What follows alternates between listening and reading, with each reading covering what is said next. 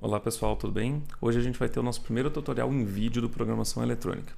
A ideia desse tutorial é mostrar para vocês um pouco mais como funciona um compilador C e como a gente pode entender melhor os includes e a estrutura de compilação para tirar melhor proveito de programas, para melhor organizar eles e entender um pouco mais da arquitetura de software quando a gente está fazendo tanto sistemas embarcados quanto uma programação desktop usando a linguagem C.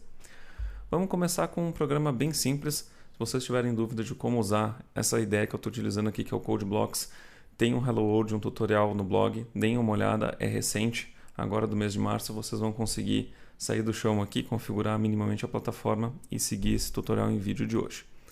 Bom, aqui só repassando então, tenho alguns botões para compilar, rodar e compilar e rodar. Aqui no tutorial eu vou estar sempre utilizando o de compilar e rodar para facilitar um pouquinho. Só testar o nosso programa. Perfeito. Programa funcionando, temos o nosso start aqui, nosso print. Podemos começar o tutorial. O que a gente vai começar a entender? Nenhum programa termina só no main. Então, sempre a gente entra no main e chama alguma outra coisa. Vamos fazer uma função simples só para fazer um print, simulando uma função qualquer que a gente vai vir a chamar dentro do nosso main. Então, vamos ter uma void function a void printf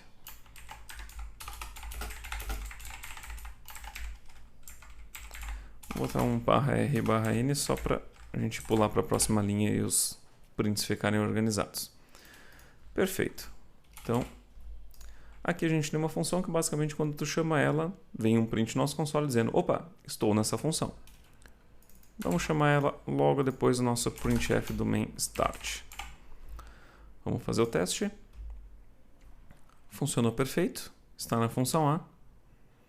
0 erros, 0 warnings, não tem nenhum problema identificado de compilação. Perfeito. Porém, eu gosto de olhar para um programa enxergando nele o fluxo que realmente acontece naquele programa. Por exemplo, a gente está aqui no main, o início do nosso programa. A primeira função não é a função A, a primeira função é o main. Então vamos só reorganizar um pouco as coisas aqui. Colocar essa função A para baixo, por mais que ela faça parte do main, mas para ter aquela ideia de o programa começou, eu estou enxergando o main, um fluxo melhor de entendimento. Eu vou compilar. Olha só, não deu erro, mas deu um warning. Qual que é o warning? Implicit declaration of function A. Declaração implícita dessa função. Porém, não deu erro. Vamos tentar ver o que acontece se a gente rodar o programa. Funcionou normalmente. O que quer dizer aquela mensagem de declaração implícita? Quando o programa chega aqui, até então, ele faz uma leitura top-down. Nesse ponto aqui, vamos pensar que o programa tem somente isso aqui em visualização. Opa, só para ser um pouco mais lúdico. Até aqui não existe function A, não existe nenhuma dessa função. Então o programa vai continuar olhando o código. Opa, cheguei na tal da função A.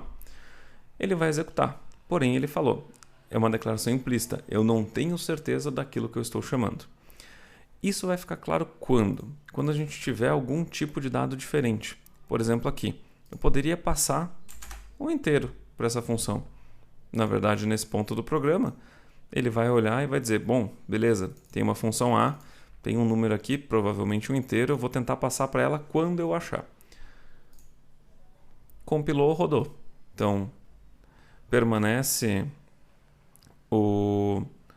a declaração implícita para a função A, só que agora apareceu uma mensagem nova. Olha que interessante. Tipos conflitantes para a função A. O que quer dizer isso? Nesse ponto do programa, eu tentei passar um parâmetro para a função A, que ela é efetivamente do tipo void, ou seja, não retorna e não recebe nada, e eu estou passando alguma coisa para ela. Então o programa está me avisando, por mais que seja um warning que ele consiga rodar, nem tudo está certo, tem alguma coisa ali, dá uma olhada. Tem como configurar se esses warnings vão gerar erros ou se vão permanecer em warnings. Particularmente eu gosto de sempre configurar isso para gerar erros efetivos e não cair num problema desses e sem querer não olhar os warnings e passar um erro desse no programa. Então, se você tiver a oportunidade, configure seus warnings como erros para isso não acontecer também. Bom, entendemos que naquele ponto tem um tipo conflitante. Como que a gente resolve isso? Ou melhor, antes vamos olhar mais um outro problema que poderia acontecer. que é ainda mais interessante. Nesse primeiro caso eu coloquei o quê? Eu coloquei uma passagem de parâmetro, uma função que na verdade não recebe. E se eu na verdade estiver esperando um parâmetro, mas eu não passar nenhum, o que acontece?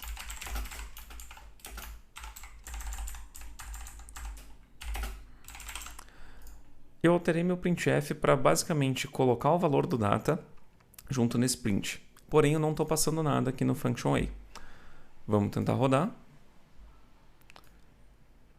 Um valor aleatório. Isso aqui é lixo. Isso aqui é alguma coisa que ficou nos registros internos da CPU na hora que ela ia passar aquele apontamento e não tinha nada lá. Então, é um valor que está em algum ponteiro nulo, algum ponteiro que não faz sentido na nossa aplicação. Novamente, se a gente vir aqui, a gente vai ver que tem tipos conflitantes. Se eu simplesmente vir aqui e passar qualquer parâmetro, ou seja, por mais que eu não tenha essa função declarada antes do meu main, antes da chamada dessa função, eu colocar o tipo correto, a gente vai conseguir fazer funcionar. Então, temos agora algo que faz sentido. Tem efetivamente um 10, que é o que eu passei de parâmetro para a função. E vamos dar uma olhada aqui. A gente ainda tem tipos conflitantes. Por que disso? 10 pode ser um inteiro, pode ser um double, num sistema embarcado, um 8, um 16, um 32, pode ser um monte de coisas. A gente precisa saber efetivamente o que eu estou passando. Como que a gente faz isso? A gente organiza todas as funções para estarem sempre antes das chamadas. Não. Primeiro porque não tem nem como garantir uma coisa dessa. Você teria que ter um fluxo único de utilização do teu programa, o que é muito difícil. A gente vai criar o que a gente chama de protótipos. Vocês provavelmente já devem ter ouvido essa palavra. Eu até tinha deixado um spoiler aqui. Gosto de deixar um pouco organizado as seções do código, para a gente também lembrar de agrupar as coisas no início do arquivo. Protótipos locais, protótipos de funções dentro deste arquivo. O que é um protótipo? Basicamente ele é o nome da função, seguido num ponto e vírgula, ou seja, ele é só uma prototipação, é só uma declaração da função. Não existe função propriamente dita ali. Quando a gente faz isso, vamos só compilar para ver as mensagens. 0 erros, 0 warnings. O que o compilador entende quando eu coloco um protótipo? O compilador entende que ele vai chegar nesse ponto, ele está lendo, ele incluiu a biblioteca, ignora os comentários, obviamente. Chega aqui e ele entende. Existe um símbolo, uma função, porque tem parênteses, chamada função A. Ela não retorna nada, porém ela espera um dado do tipo inteiro. Quando ele seguir para o main, ele vai identificar o main, é uma função, vai chamar o printf, está dentro do stdio, perfeito. Function A. Opa, essa function A é aquela que eu tinha lá em cima. Então, em algum lugar do código, eu vou ter uma função chamada function A, que ela vai não retornar nada e vai esperar um inteiro. Beleza, naquele momento o compilador colocou uma marca ali dizendo, no momento que eu achar essa function A, eu já sei qual que é o formato de dados que ela espera, eu vou colocar aqui a chamada. Vai ter um monte de funções, tarará, tarará, chegou aqui 200 mil linhas depois, a nossa function A. Perfeito, o compilador agora vai fazer o link. Essa função aqui é aquela que eu tinha o protótipo lá em cima. Então, ele vai compilar essa função, vai gerar o código dela, da chamada, do assembler, enfim, e em todos os lugares do código que fizeram referências que chamaram essa função, ele vai colocar a chamada aqui dentro.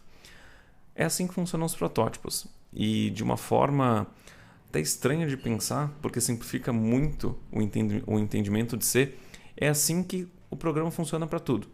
Sempre vai existir uma correlação de chaves, uma pré-compilação. Existem as etapas formais de compilação de um compilador, passando pela pré-compilação, processamento, enfim.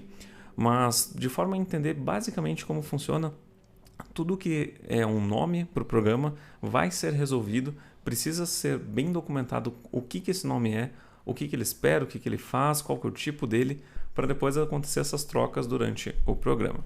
Certo? Perfeito. Então, aqui a gente entendeu o uso de protótipos. Seguindo para frente, vamos pensar uma coisa aqui. Printf. Onde está o protótipo dessa função? O protótipo do printf está dentro do stdio. Então, tudo que a gente está incluindo no nosso programa nada mais é do que uma forma de enxergar coisas que não estão no source. Nesse source que está sendo compilado, no caso aqui, o main. No momento que eu incluo stdio, ele tem o protótipo da função printf, suas variações, enfim, mas é com base nele que eu consigo enxergar o printf. Porém, ele prototipa o printf, mas não existe código implementado no header. Por que disso? Todo código, toda compilação ela é feita nos sources, ela é feita nos pontos Cs. Os .h são simplesmente arquivos que fazem definições, que permitem com que coisas desses pontos C sejam enxergadas, sejam vistas em outros arquivos. A gente vai mostrar um exemplinho um pouquinho mais tarde sobre biblioteca, que isso vai ficar mais claro. Mas no momento eu preciso que vocês entendam isso. Não existe código implementado no header, o código é todo implementado no source. Então, existe um source dessa stdio, geralmente é uma implementação própria do compilador, e tem um header que dá acesso para a gente. Perfeito. O que o header tem? Lá dentro do header, não sei nem se eu consigo abrir, vamos tentar abrir esse arquivo. Conseguimos abrir o arquivo. Vai ter if, defs, defines, um monte de coisa, mas vamos ao que interessa. A gente está usando o quê? A gente está usando o printf. Eu quero achar nesse header onde é que está o printf. Aqui. Tem mais coisa por aqui. Tem variações do printf, no printf, aqui, Não vamos nos ater agora a essas outras diretivas, defines variáveis, mas o que eu queria mostrar para vocês existe um lugar onde está definido o printf, que ele tem um formato, e aqui, numa outra aula, a gente vai dar uma olhada sobre funções multiparâmetros. Quando a gente tem 3 pontinhos em C, uma função pode ter multiparâmetros. Isso não na cabeça, mas deixa para um tutorial separado. Bom, então, temos um protótipo, correto? Tem um ponto e vírgula no final do printf. Perfeito. Então, faz sentido a gente conseguir enxergar ele aqui dentro. Mas, o que esse include faz? O compilador chega ali, ele vai olhar em outro lugar, como que ele faz esse entendimento de, neste arquivo, ele entender que existe em outro lugar essa prototipação. O include, e essa é uma parte que acho que todo mundo, quando entendeu isso, dá uma quebrada de consciência. O include, ele nada mais é do que um Ctrl+C, Ctrl+V, de uma forma simples e banal. O que esse include faz? Ele basicamente pega, vamos fazer de novo isso, todo esse arquivo gigante da stdio, com suas 1000 linhas, e ele faz isso, Ctrl+C, Ctrl+V. Então eu entro, quando eu tenho aquele include de stdioh, é a mesma coisa que o programa tivesse todos esses argumentos, defines, tudo compilado para cá, para depois continuar seu fluxo, certo? Vamos fazer um teste se isso mantém do mesmo jeito. Exatamente igual. O include é isso, é um grande Ctrl+C, Ctrl+V. Claro, num arquivo grande desse não dá para entender muito bem, fica um pouco confuso, mas vamos fazer um teste um pouco mais simplista. Vou voltar aqui. Na verdade, não voltamos nada, fica na mesma, mas vamos fazer um teste um pouquinho mais simples para vocês entenderem. Eu criei aqui um arquivo chamado dummy. O que é o dummy? Dummy é só um header que contém um trecho de código, ou seja, algo que vai ser copiado e colado em algum lugar da minha escolha. Nesse caso, para deixar um pouco mais intrigante, eu fiz o quê? Coloquei um código, não foi uma definição, não foi nada. Coloquei um código executável dentro de um header. Coisa que não se faz, mas calma, vocês vão entender. Então, tem o meu header aqui, eu vou fazer o seguinte. Função A, já fizemos todos os testes, tudo certo. Include dummy.h. Alguém já viu isso? Não, provavelmente não. Se você viu isso, alguém estava fazendo alguma coisa muito estranha. Foge dessa pessoa. Esse include aqui, ele vai simplesmente copiar para cá isso aqui que a gente tem. Deixa eu colocar ele aqui desse ladinho, vai ficar mais fácil. Vou puxar aqui. Então, o que a gente espera? Que exista o printf do main start, que existe o printf com os dados da função A, e logo na sequência tem um printf, olá, estou no dummy. Vamos ver se isso funciona? Olha só. Isso é o include, gente. Isso é o Ctrl+C, Ctrl+V de uma forma mais pura possível. E é simplesmente isso que os includes fazem. É uma forma de tu organizar dados referente a outros arquivos que vão ser copiados e colados mais tarde em outros arquivos sources que irão utilizados e às vezes até headers como a gente vai ver um pouquinho mais tarde. Certo? Perfeito. Entendemos em essência o que é um include.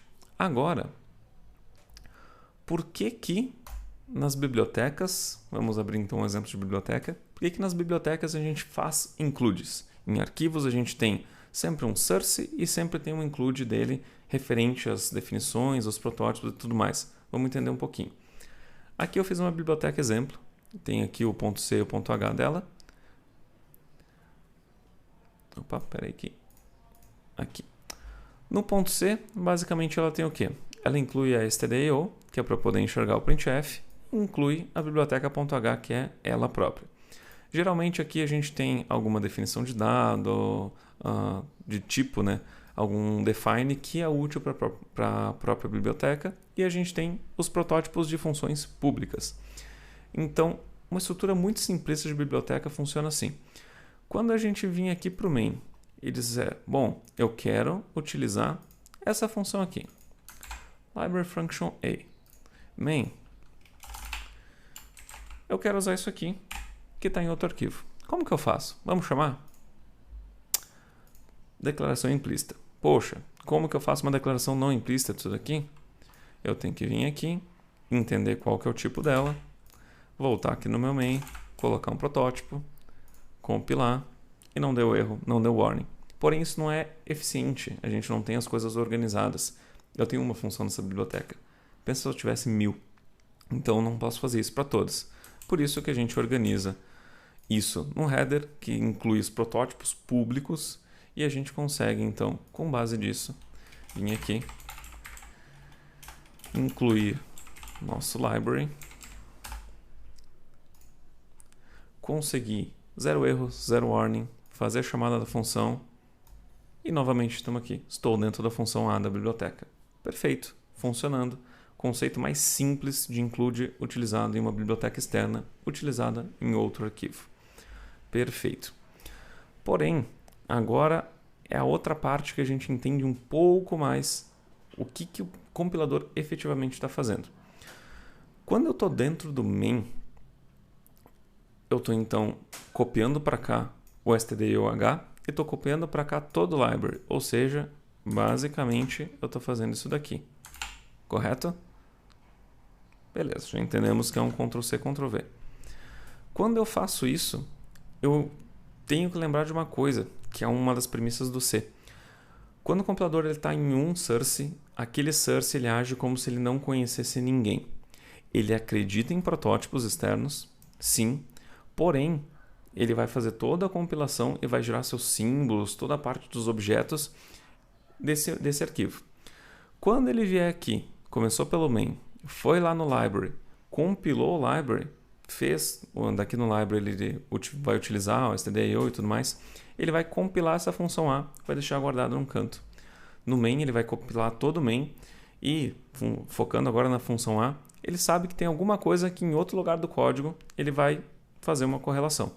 Quando ele terminar de fazer todos esses objetos, ele vai linká-los. Então, é importante a gente ter na consciência de que sempre um source ele só enxerga ele mesmo.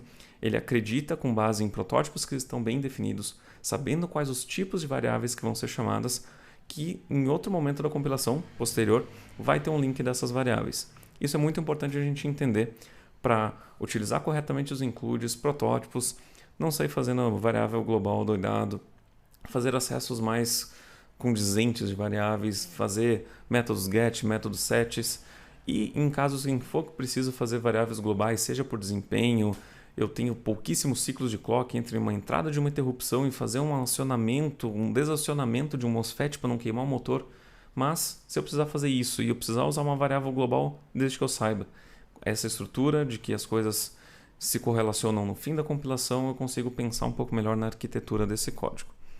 Bom, de forma bem simples, é assim que funciona a estrutura de includes e a estrutura de compilação do compilador C. Uma outra coisa que agora é interessante a gente pensar, entendendo um pouquinho mais isso, certo, eu tenho aqui então, na minha biblioteca, esses arquivos aqui. Vamos pensar que eu tenho um arquivo de aplicação. Olha só, fiz uma aplicação também extremamente simples. Essa aplicação tem um dado dentro dela, uma variável local, entre aspas, uma função, dá um printf, como todas as nossas outras, chama uma função, que aqui eu já vejo que é um define, e dá um outro print. Perfeito. Aonde que está essa função? Essa aqui é uma outra forma da gente organizar as coisas em bibliotecas. O ideal é que uma biblioteca ela sempre tenha configurações dela num ponto H, mas que o source dela seja, entre aspas, intocado, para a gente ter realmente o encapsulamento das funções. Isso é uma forma não ideal, mas possível de fazer uma configuração de alguma coisa que vai ser executada em pré-compilação, que é justamente a parte que o compilador, antes de fazer todos os links dos códigos, faz os defines, que são Ctrl+C, Ctrl+Vs, um pouquinho mais elaborados, mas bem parecido com include, se a gente for fazer uma relação direta. Em que aqui eu digo que lá no código eu estou chamando esse define, que na verdade é uma função que vai ter esse nome. Perfeito? Então, dentro da aplicação, eu estou chamando aquela função que a gente trabalhou lá na biblioteca, certo? Para eu enxergar ela aqui, visto que eu não quero mexer dentro do ponto C da aplicação, eu quero, com base no ponto H dela, configurar ela para que ela funcione sem mexer no ponto C, eu tenho que no ponto H dizer aonde que está essa função. Então aqui eu incluí um ponto H na aplicação de uma biblioteca que eu estou chamando no ponto C dela. Perfeito? E logo na sequência eu chamei aqui um número definido só para mostrar para vocês que também eu consigo pegar um define de um número que é um outro define. E onde está esse outro define? Está lá novamente na nossa biblioteca. Então existe uma relação da aplicação com aquela biblioteca, certo? Vou fazer a chamada dessa função aqui. No main, a gente já sabe que para ela funcionar, eu vou ter que incluir minha aplicação, vou compilar, não deu nenhum erro, nenhum warning, vou dar um play. Então, olha só, estou na função A, o dado é 10, estou no dummy, estou na biblioteca e agora vamos lá para a aplicação. Olha só que interessante. Estou na função A da aplicação chamando um define. O define chamou lá nossa biblioteca, vamos entender novamente aqui. O define então chama a library function A que está aqui dentro da library, certo? Perfeito. E conseguiu pegar então o application define number 2, que isso é o quê?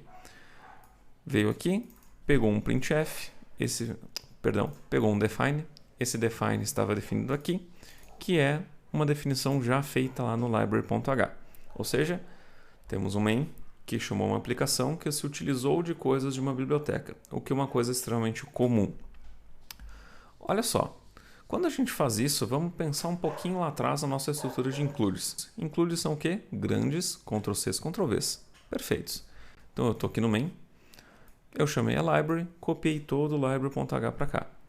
Eu chamei a aplicação, então eu copiei toda a aplicação.h para lá, que aqui no meio tem um library.h, ou seja, tem um library, uma aplicação que lá dentro tem um library de novo. O que acontece quando a gente define novamente coisas ou define novamente símbolos no C? Vamos fazer um teste básico aqui no main.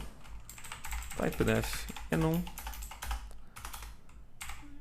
enum A, enum B, vou colocar aqui. Enum T. Beleza, defini um tipo, uma enumeração que eu vou usar em outro momento no código.